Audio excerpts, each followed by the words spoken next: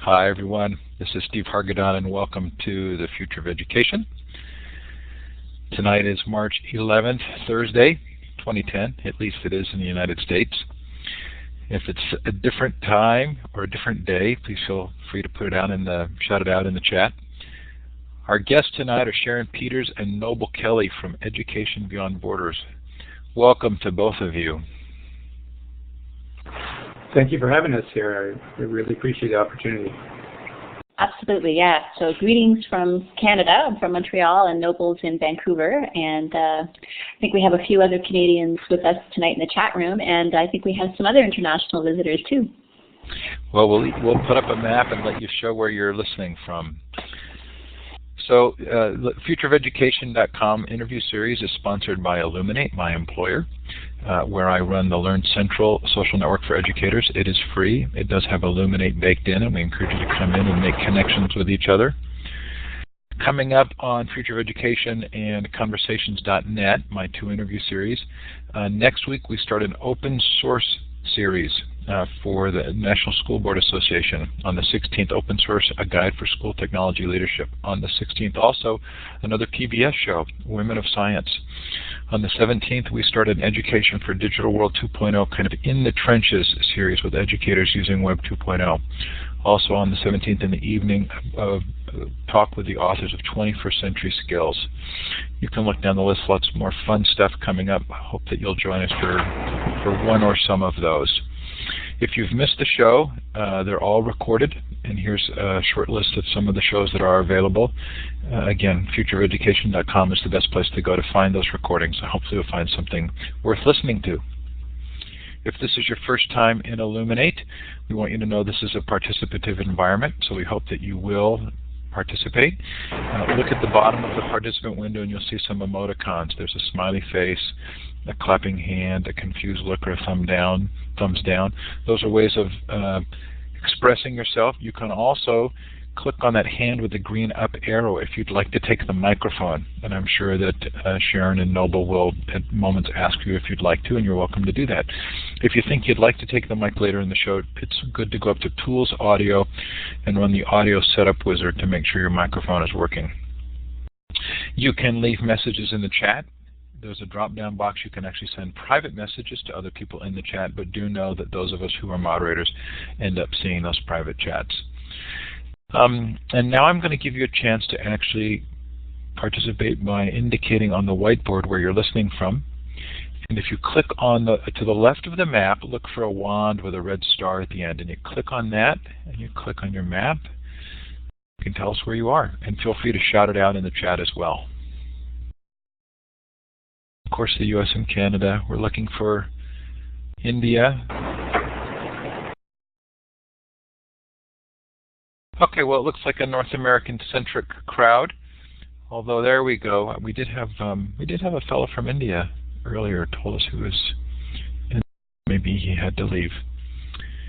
Anyway, wherever you're listening from, we're sure glad to have you here. Okay, so Sharon, I've looked forward to this interview for a long time, and I'm sure glad that Noble is on as well. Why don't we start by having the two of you each introduce yourselves and talk a little bit about what you're doing. And then we do have your slide deck in here, so to the degree that you want to, feel free to go through that. And then I'll ask some questions, and we'll let our audience ask you some questions too. Sounds good. Sharon, do you want to go first?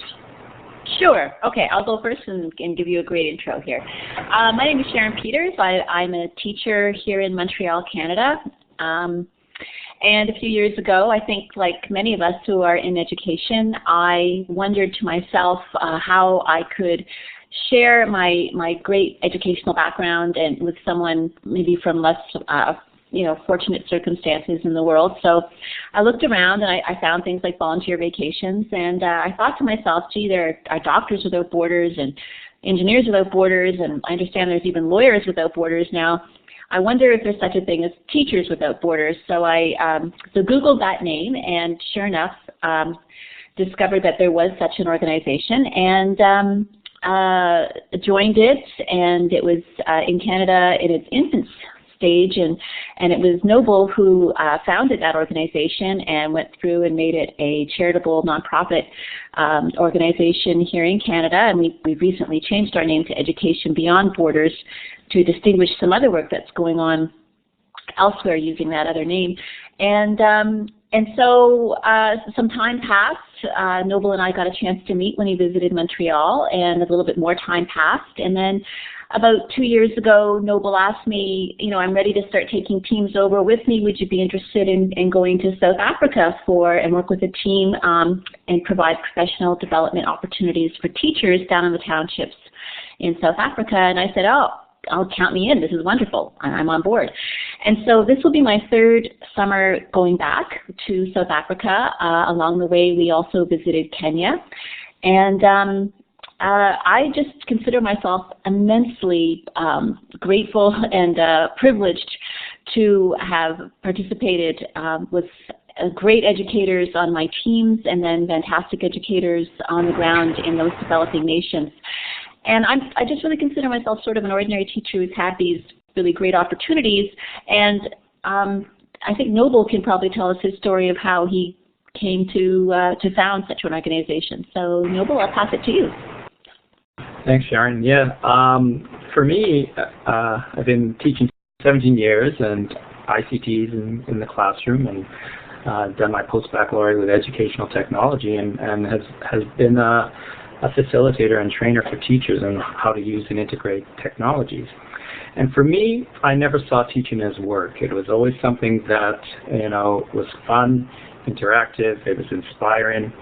However, I always made a concerted effort. If it ever became work, then it was time for a change. And well, that came about 3 years ago. And what kind of spurred it on, I love traveling. I travel many places around the world, and South Africa was on that list of places to go in 2005. And through friends of ours, we met with a lady who had an orphanage, and I got involved with those kids in that orphanage. And I went back and visited them and helped them to study, and then got involved with their teachers. And through that experience, it was life-changing. No other way to put that.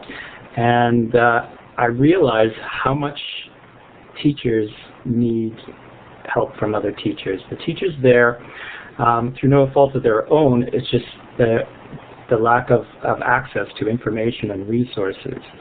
And a lot of times they were getting computers donated, but that was it. They got equipment that was collecting dust because there was no programs or implementation plans, support or training provided. And I saw that as a wasted resource for these teachers where resources are so restrictive and lacking. And so I went back feeling that I needed to do something different. And so going back, I just noticed how much we did take our education system for granted here in North America. And so it was evident to me that a lot of the stuff I was doing, the administrivia and committees and so on, I was losing sight why I became a teacher, the fact that I wanted to make a difference. And so I said, you know what? Similar to how Sharon found our organization, I did as well, and I found that there was a Teachers Without Borders that had started out of the U.S. And they've been incorporated since 2000, and they've done things here and there. But what I was really interested in was taking teams and of teachers to work in collaboration with our colleagues in support with the resources and professional development we get so accessible to us. And so I decided to join in parallel with the Teachers Without Borders US and say, let's bring what Canada has to offer and enhance and expand the work you are doing by taking some teacher teams to work with our colleagues. And it was only recently, and the reason we changed our name, that their direction has moved to more of a top-down online support of teachers. And our organization, I think we prefer still sticking true to the philosophy of being grassroots, the face-to-face connection as well as the online connection, because it's through building relationships with our peers that we can actually affect change and support. You know, it's a two-way street when it comes to collaboration. And, you know, we may go naively going to think that we will make a difference and we will support, and that is true enough, but the greatest difference made is when we return and empower and enhance our own education system through the experiences we share. So that's basically the the behind the scenes why the organization was founded. And you know, the idea is that there are so many teachers. You know, this world, we've got it's the largest professional group, 59 million and counting. Yet, you know, to satisfy all those that are out of school, there's still millions of teachers still needed in this world to support the students that are not, the children that are not in school. At any time that you feel you have a question, you know, I may not read as fast as everyone else on the chat there, but you can, you know, put up your hand and go on, and we'll just move ahead here. So why is there a need why is there this educational divide? Why are we doing what we're doing? And I kind of hit on this a little bit. It's the teachers, other than their initial training, to become teachers in many isolated regions, and those are the areas we work in many of the isolated regions. In South Africa, it's in the townships, and those programs are more focused on ICT use and integration to support teaching and learning. And in Kenya, we have 3 projects currently running, and those look at methodology support for teachers. And oftentimes, you know, they get no professional development whatsoever. They don't even get an opportunity to meet with their colleagues. And that's one of the main things we try and provide by having these weeks of teacher workshops, so teachers can get together with their peers, and both locally and internationally, to collaborate and work on solutions that will help turn their classroom from teacher-centered into more learner-centered. I'll let Sharon chip in here a little bit and tell a little bit about the different programs that she's involved with, especially in South Africa and Kenya. Okay, and I want to give a shout out. We have a few former team members and returning team members and new team members in our chat room tonight, as well as Graham Deschamps, who is the president of EBB, the McGill campus group that is just newly formed and starting. And we do have several university campuses across Canada that have started the groups to support our work. So I want to say a big thank you to him, because he really undertook a huge initiative in getting that campus group off the ground this past year. And he's a senior, I guess you could call it senior level university students graduating in education. And it's so great to have the university students on board with us as well to promote as they launch into their careers. My focus with EBB has mostly been with ICT and education, and that stands for Information Communication Technologies. And we have focused on South Africa, Cape Town townships. This year we will also be returning, well, actually not returning, we'll be going to Eastern Cape as well, a new venue for us. So we'll have 2 locations in South Africa this year. Last year, our ICT team also went from Cape Town to Kenya on the remote shores of Lake Victoria in a small town called Mbita. And that was such an exciting visit, 12 days working with the Kenyan teachers there, and going out to visit the islands in Lake Victoria, and the stories we can share about those remote locations, and the stories that we can share also about the technologies that they're using. They're so far ahead of us in terms of mobile technologies and ubiquitous uses of them, but not necessarily educational uses of them. So I thought a lot about emerging technologies and a lot about mobile technologies in the last year or so, as I've been to Africa and really been challenged in my thinking about getting back to really why we're using technology as tools, and and how we can move forward, and how different parts of the world need to, I guess, evolve on their own, and how they make use of those technologies. It's very, very interesting to me and very challenging. It's almost an anthropological examination of it as I think it through. So we will be returning to Cape Town and working with teachers, resuming our friendships and our relationships with some of the teachers in the schools there, who work in demanding situations with large class sizes and not very many resources. Usually their school will have a donated computer lab, but with very little access to it, and so it's a challenge to have to be helping the teachers with their own skills and how they can become proficient with a computer, and also how they can start using and integrating their coursework even with limited access. And then in Kenya as well, even more limited access and different challenges, definitely because of the resources that are so very limited. You can see a picture there of where Invita approximately is, where Eastern Cape and Cape Town are in those pictures as well. And we're looking forward to Eastern Cape as a first-time venue for us. We've been invited there by the Ministry of Education. We will be working with district administrators, 35 or so, who have been chosen to oversee ICT implementation in their areas in that large province. And that province in South Africa has the largest population and the poorest population, with schools often not even having electricity. So there's some real big challenges there as well. So we'll be helping to train these individuals who have been given that role, and some of them have had very little exposure to ICT. They can barely use a laptop, or they've all been given a laptop, and we'll be helping them as they think through how they can develop in their own skills and then share those skills within their districts. And I'll pass it back to Noble maybe a little bit now. Yeah. Let me kind of talk a little bit about the program, the project, and what we're looking at as our model.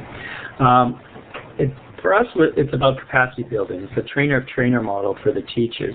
And I kind of mentioned one of the greatest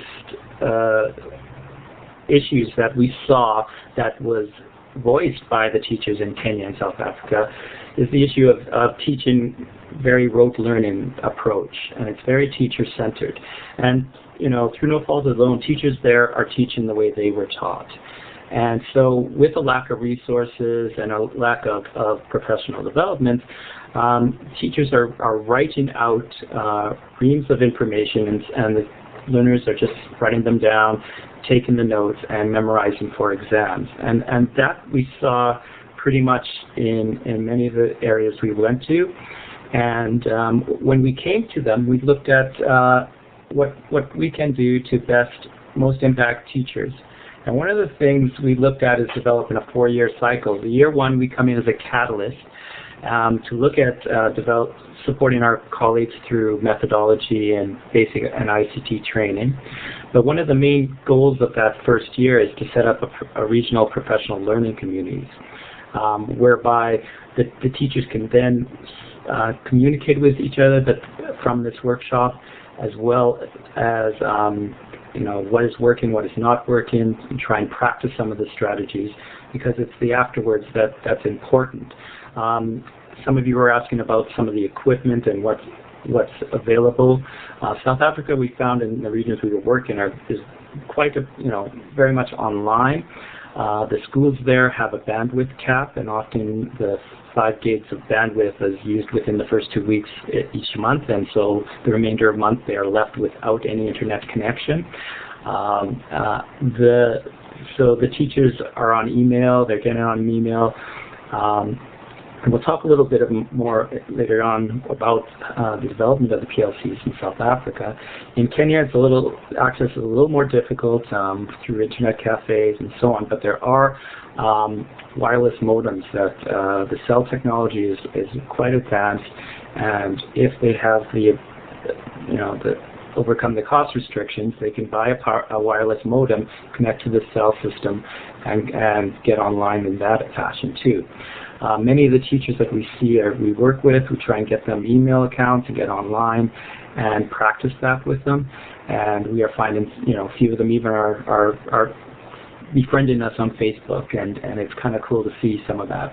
Year 2, we build in a facilitator workshop, so anyone from previous year, those that want to volunteer to be peer facilitators, will also get a week-long training on how to do workshops and develop workshops, and also facilitate the workshops.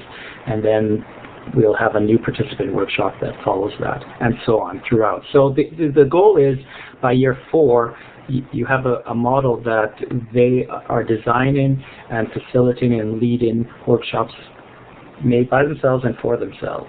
And we're there as a support system for feedback and adding any new resources that they may want. One of the important things is the follow-up. Again, developing strong online relationships for mentorship and for sharing resources is important through many of our online spaces. So these are some of the workshop pictures for both science, math, English. These are some from the Kenya workshops. So you can see the goals. Basically, the main goal of the teaching and learning strategies for the workshop is to move more into promote an active learning and learning-centered educational practices, and move the classroom into something that's interactive, authentic learning, and more motivated, both for the teacher and the student. And also the use and integration of ICTs will run the gambit from removing the anxiety of touching a computer to those who want to be more advanced and learn how to properly integrate.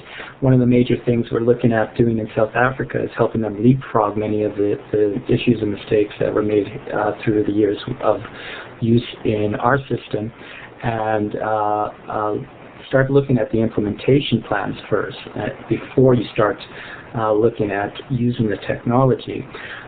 They're now at a place where they want to be competitive on a world stage, yet we see them very susceptible to the salespeople who are looking at the bells and whistles. And so with respectful diplomacy, we try and guide them, but it's very important that we satisfy the needs of the teachers in those areas as well. Smart boards. I noticed you're throwing around smart boards there as well. So yes, sometimes their feeling of success is that the goal is to get a smart board in every school in a certain district, and without even having an implementation plan in place for the school or the district. So this past year we were in those, we've talked about the districts we were going into this year. And I'll let Sharon now jump in here and talk about the importance of our professional learning communities. Okay. For each place that we have had workshops, and I think I can count in my head 4 venues now. We're working on 5 venues this coming year. We've talked about the importance of establishing professional learning communities, and asked them, or taken them through a bit of a workshop facilitation to introduce the idea, and then to let them decide how that could move forward within their own community, within their own areas, because often the teachers that come out to our workshops are not from the same school, but they might be from the same sort of geographical area. And often, like many of us back here in North America, they rarely have an opportunity really to speak with each other and share ideas and share collegially with each other. So we try to really promote that idea. And along those lines, we were also able to set up some social networking sites, and we have used Ning for that with great success. And we have established a number of 3 or 4 different social networking sites using Ning as a platform, and then let them take it over. It's their area, it's their environment. Of course, we chip in as participants, and some have had more success than others. but it's a great bridge to introducing the internet because it's engaging. The Ning, as many of you know, has email facility as well as a blogging as well as photo albums. You know, it's really a great multi-platform to promote and carry on conversations. So that is a very important aspect of what we try to introduce, because our goal is to really make their own professional learning communities that are self-sustaining and building in capacity. This should be their communities that we can perhaps contribute to, but this is really something that has to be something that is built by community in a collaborative sort of way. So what's in our next slide here? Oh, the e-granary. Yeah, I'd love to speak a little bit more about the e-granary. This was a discovery that we made last year before we went to Africa. I believe it's Iowa State University, now maybe someone can correct me on that, has put together essentially millions of bits of information, filtered information, and they have gone to authors of encyclopedias, authors of books, as well as and downloaded entire Wikipedia into an external hard drive. And this external hard drive essentially acts as an internet in a box. And we took this with us to Mbita, that remote community that I described in Kenya.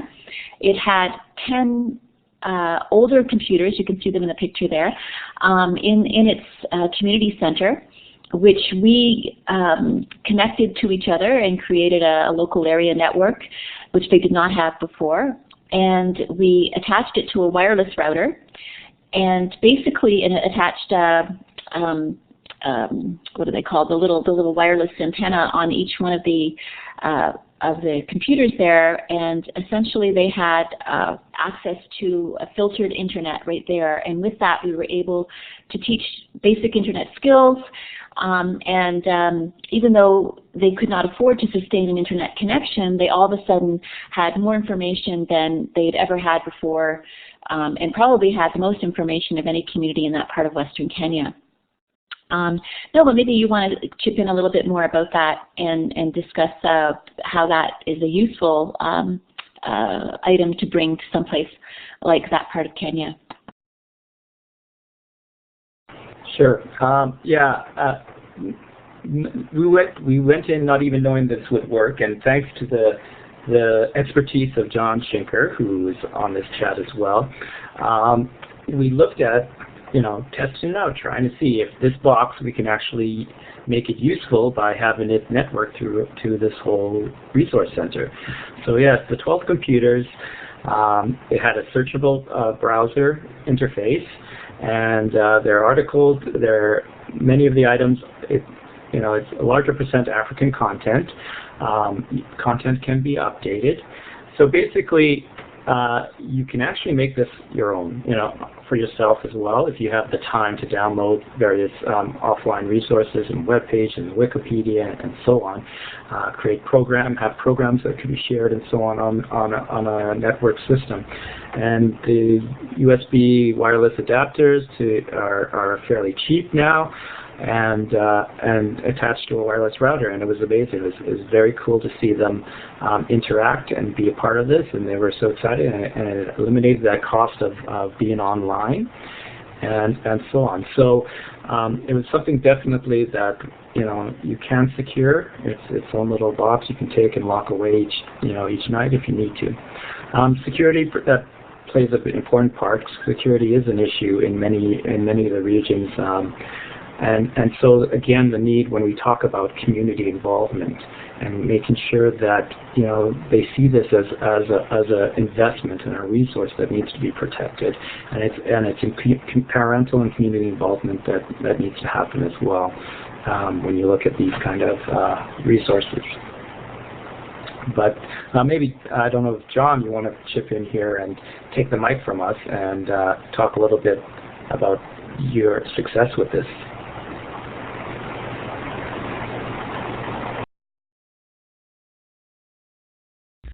John, I gave you microphone capability. If you want to turn your mic on, you click on the larger microphone button at in the audio box. You may or may not have a mic available to you.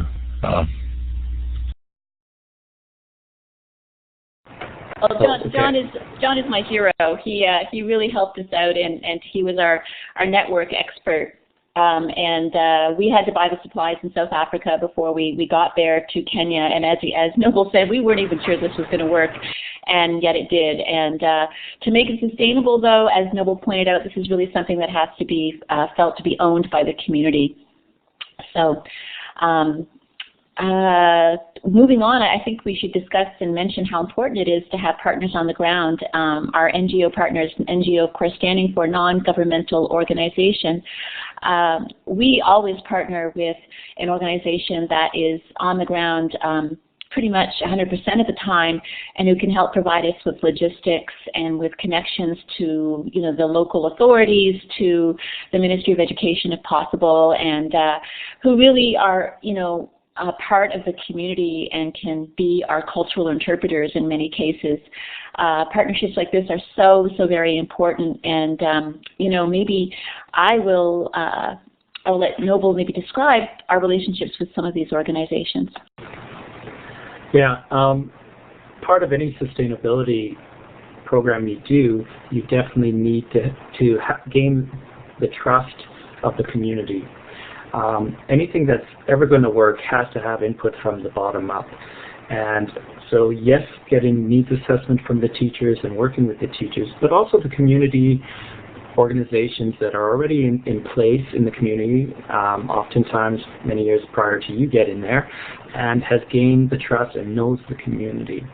And through partnerships, yes, you would think we are working to build capacity for teachers, but we're also helping to build the capacity of some of these NGOs that we partner with. For example, Edunova, it was someone, Joan Tolley, who had the vision to get youth from the townships who have an affinity for using computers to build their skill level so that they can support teachers in school. And being so aligned with what we are trying to do in that area, it was a natural synergy to partner with their group. And so we see part of our task is to build the capacity of their facilitators to support teachers in the townships that they're working with. Many of these other partners are doing community and educational work in their regions, and so we add a value to some of the programs they do, specifically looking at education and building capacity through support and motivating teachers. And so, it's definitely important from the ground up. And it's also very important to partner and get the permission of the Ministry of Education in these countries.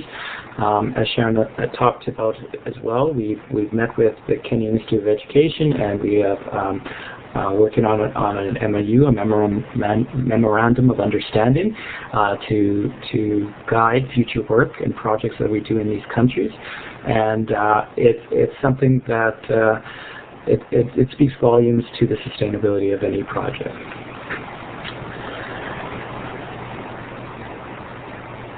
So I think, we're going to open up for questions shortly, but just to kind of summarize the impacts of what we do. If you note that the average class size that we've encountered is around 50, we've seen anywhere from 40 to 60 being the average, but we've seen primary school classrooms in over 100 students in these classrooms. And so when you impact and empower a teacher in these areas and create a support system through professional learning communities, both from their colleagues locally and from those internationally, you motivate them to try and make their classrooms more successul. And so if each teacher impacts on average 50 students, so you can just do the simple math, and the participants will, that we've worked with this last year in South Africa, so all in total we're impacting 19,000 students this past year alone. And it doesn't stop with this year. They don't lose that information. Education is one thing that you can't take away from you.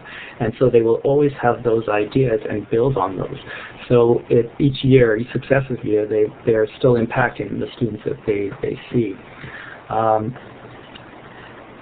So you can see the impact both in South Africa and Kenya here. And obviously the direct impacts is to the students that these teachers work with and the children. Oops. Again, the total impacts we have here, and we are a 100% totally volunteer-based organization. So for us, it's important. We relied solely on the fundraising and grants, and so it being a knowledge-based service, it's easy to keep our costs down to a minimum. The workshops are free to the participants, and so our costs obviously are to for the accommodations and printing materials. We offer transport subsidies for teachers, as well as feed the participants lunches. Some of them, because they have so far to travel, we will board them. So the venues we pick are usually schools. And part of our hope is to develop, have a consistent venue, so that school can become a resource center for teachers. So in hope, looking for one that has a computer lab, and then build the capacity of that computer lab to be a support for teachers in off-school times as well. So making those partnerships with the schools and working with the teachers in those districts.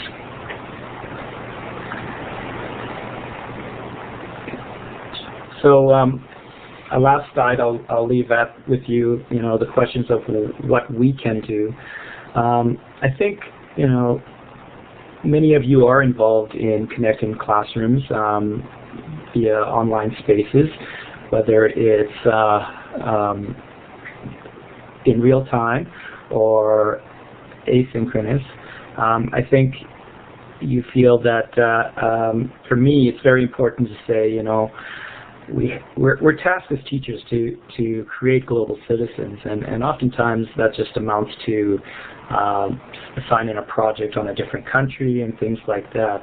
And I think the technology exists now for us to connect our classrooms to other classrooms.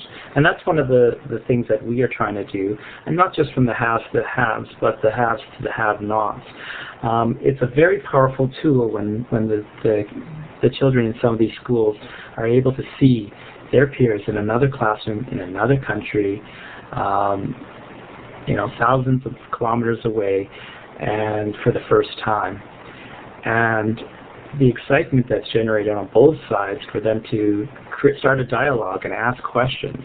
And yes, eventually we'll get around to tying it into curriculum, but it's just that first initial greet and building that relationship that's kind of cool.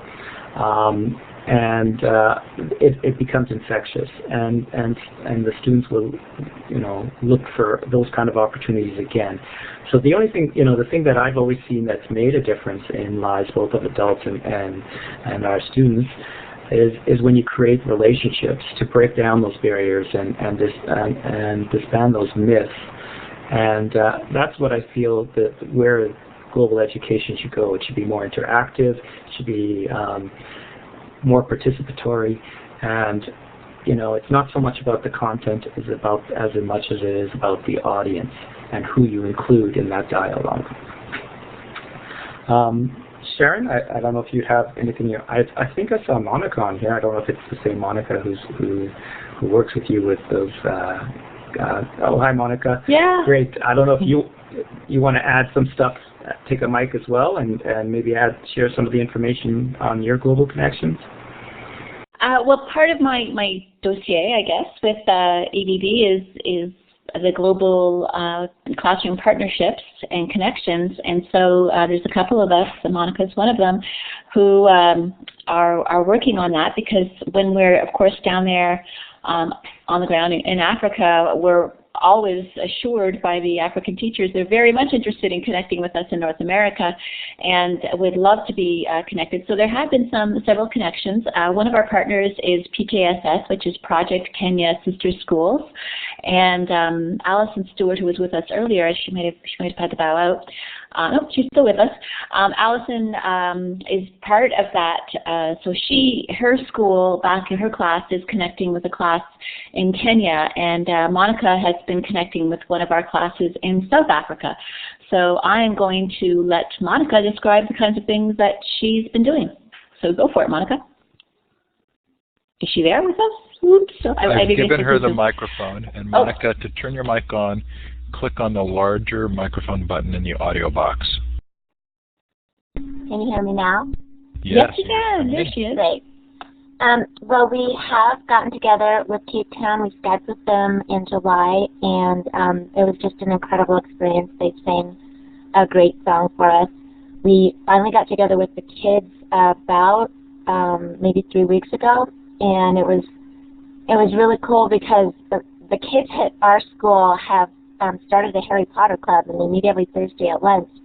And one of the first things that Jackson from Cape Town asked the guys was if they knew the author, and so that was a great connection.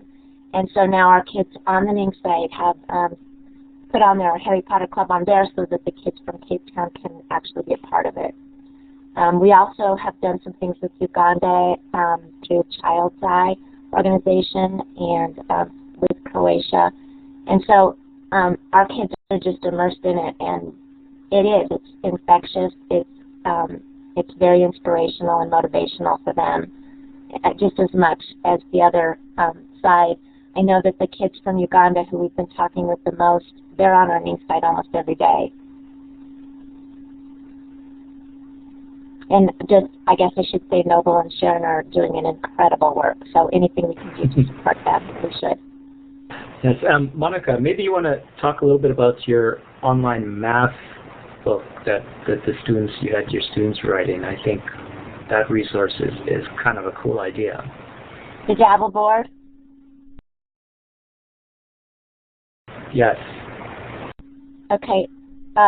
This is our Ning site, and in the middle you'll find a Dabble board, and it's like a smart board. It's free.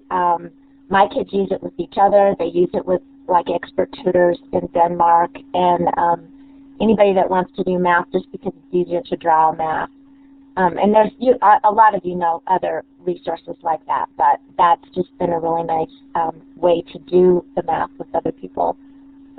We have a grid that we've developed, a way to do the math as well, that's all right there on the site too. One thing that we have found, though, is a lot of places, like the place we do in Uganda, they have a computer. They're actually orphans. There's about 23 of them from ages 3 to about 20. And they have a computer in their house, but what they're having trouble with is paying for bandwidth. Like, they get enough for 2 weeks of the month. So what we've been doing is like selling beads for them and then raising money in other ways and sending them that money so that they can keep the bandwidth. Because, like I say, they talk to us every day.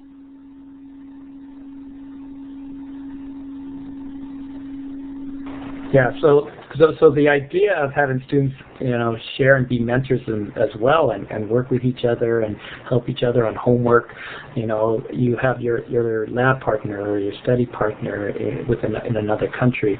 I mean, obviously the issues of the bandwidth, but even through email and text chats and so on, more and more these opportunities are starting to exist. But definitely looking at low bandwidth interactive tools, I think, are important, as well as, and what we're hoping to do as well is find those partnerships that can help support, the cost of getting online for schools, and supporting schools in these regions as well.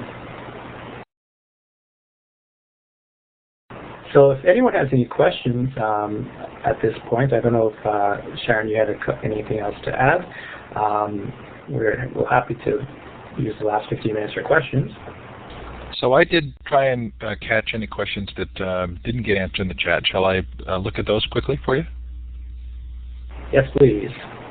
Okay, so Sal asked a couple of times, and though I think you answered it, Sharon, he was asking about middle school or elementary school teachers, and I think you made it clear this is for all grade levels. Absolutely, because, we're going over and we're talking to teachers at all levels. So our teams, we do choose our teams very carefully, and we try to have a good representation across the board of elementary to high school and math background, as well as English language arts, as well as science background, so that we really can speak and meet the needs of the teachers that are there.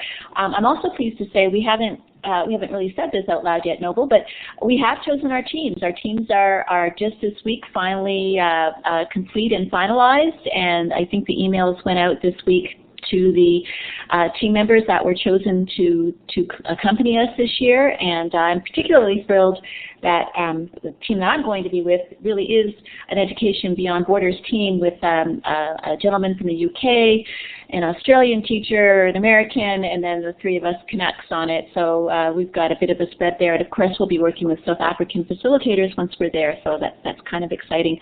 How to join?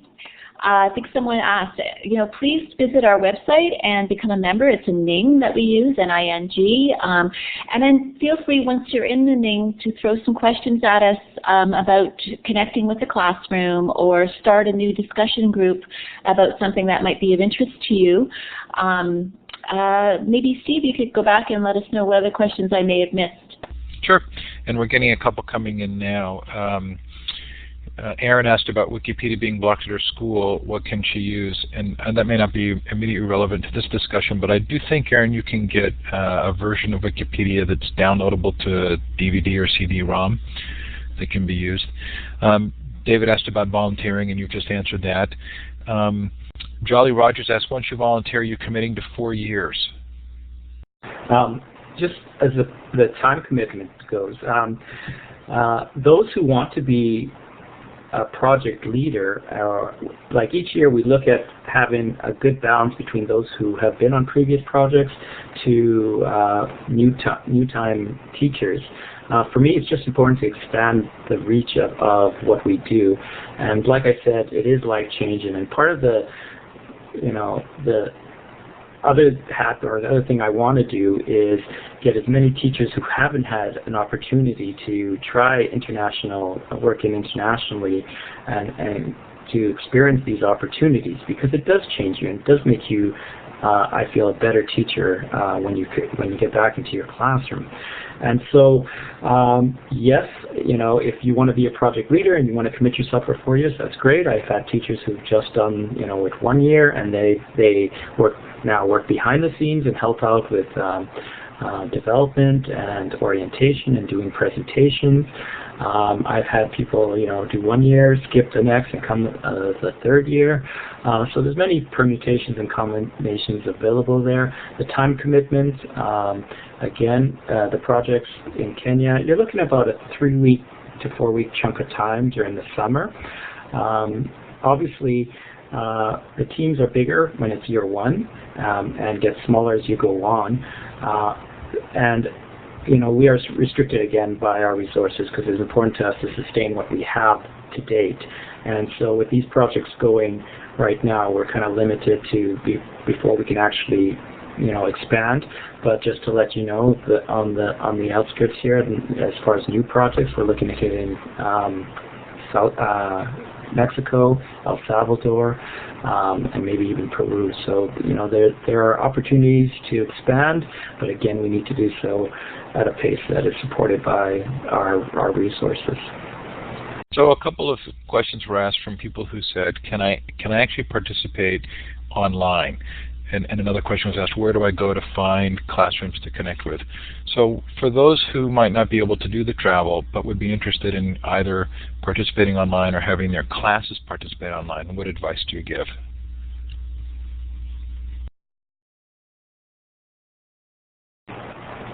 Sharon, do you want to... I was letting you. I was being polite. As I said before, join our site there, educationbeyondborders.org, and send us an email request through that. Or I think we'll probably give our email addresses at the end. You can certainly do that as well, because we do tap into those online environments that we set up for social networking purposes, and we can perhaps think about setting up a mentoring relationship between a teacher in North America and a teacher in one of the countries in Africa that we're there with, or perhaps eventually when we get into Central and South America, as we hope to do. That would be, just contact us. We're a small enough organization where we're still pretty much on a first name basis with everyone. Just, let us know what your interests are, and I'm sure we can help plug you in. Yeah, exactly. I put up the school2school.ning.com, which is a work in progress. And there we're looking at creating groups between classrooms. So again, Sharon and Monica and Lois are the coordinators of that program, and that's a work in progress. And again, it's not the only. There are other things, other online areas that you can go to find these collaborative programs, and I think there's even the next presentation after ours is going to talk about some of those global connections as well. And so, there's many opportunities to get involved in that way. But, for us, it is, let us know you're willing to do that, whether it's just, trying to work with your colleague as from teacher to teacher, or you want to connect your classroom. Obviously, the subject area level and so on will help us match you up with some money. And it'll be great to have you on board in that aspect. So I spent some time today, Sharon, with Lucy Gray, and talking about doing it. When I was at the COSIN conference a few weeks back, they had an all-day event on global education. And we'd kind of brainstormed doing an online conference, probably a 2 or 3 day conference on global online connectivity and programs like yours, and allowing them to be showcased and for people to brainstorm with each other. Can I ask the group, if we were to hold such an event, would you want it to be spring, summer, or fall? And go ahead and just put that in the chat. From our guess was that it needed to be summer in order to actually be able to build programs for the fall. And do you think that's accurate? And I'm hearing summer, summer, summer, or I'm seeing summer. But you have to say which hemisphere, Steve, because right. We're going down during our summers and during the winters of the countries we're visiting. So, but okay, so even when we don't want to be, we're North American centric. That's it. That's it. But in terms of North American teachers gathering online in English to talk about an online global conference, I think I'm hearing summer. We actually tentatively had called it Global EdCon, but somebody said they're tired of the con name. So if you have a good name for this, let us know. And we thought we would do it live and Illuminate and just have it be a free event and try and gather great voices like yours to tell us of the good things that have been done. I think also, sorry, I was just going to interject, with us during the summer, since we'll be in some of these countries like Kenya and South Africa, we can actually support them in having their voices heard as well during these venues.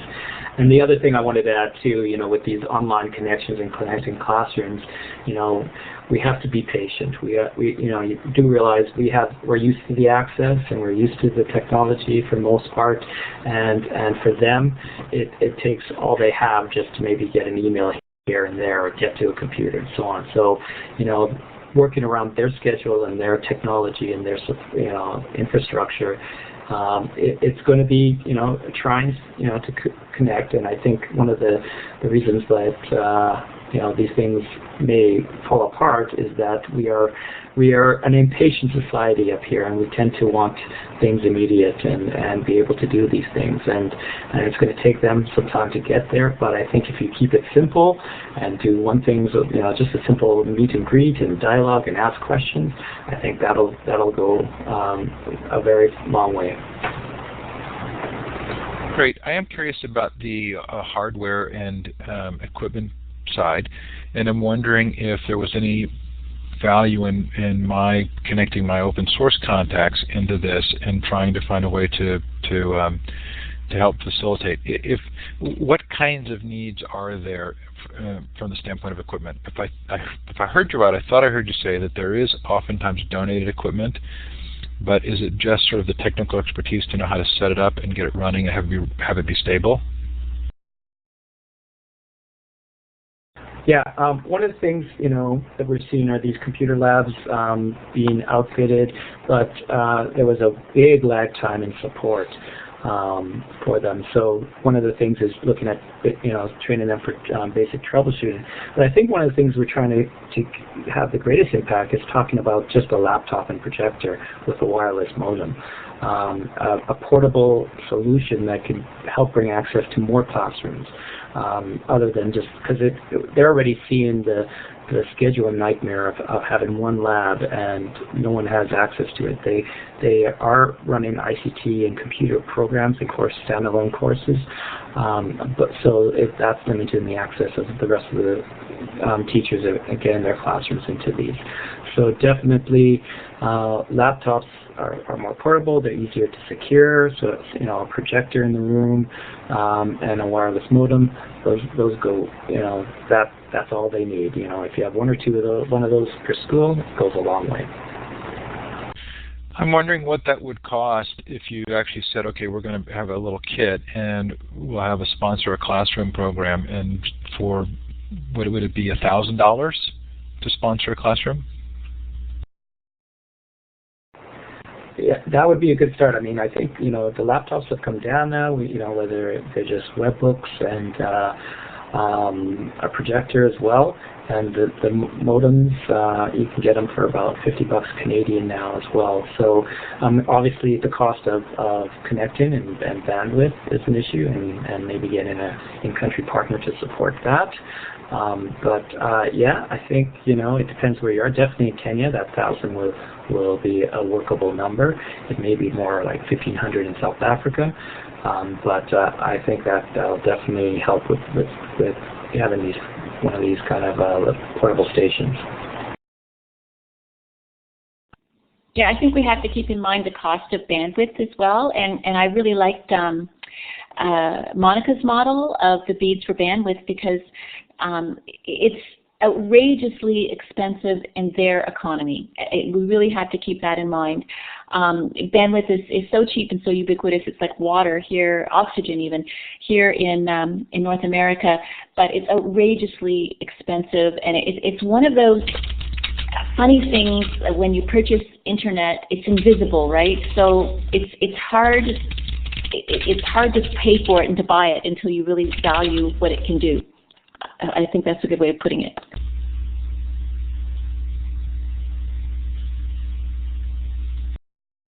Okay, well, we're just about the end. I'm going to clap for you because I think you've done a terrific job.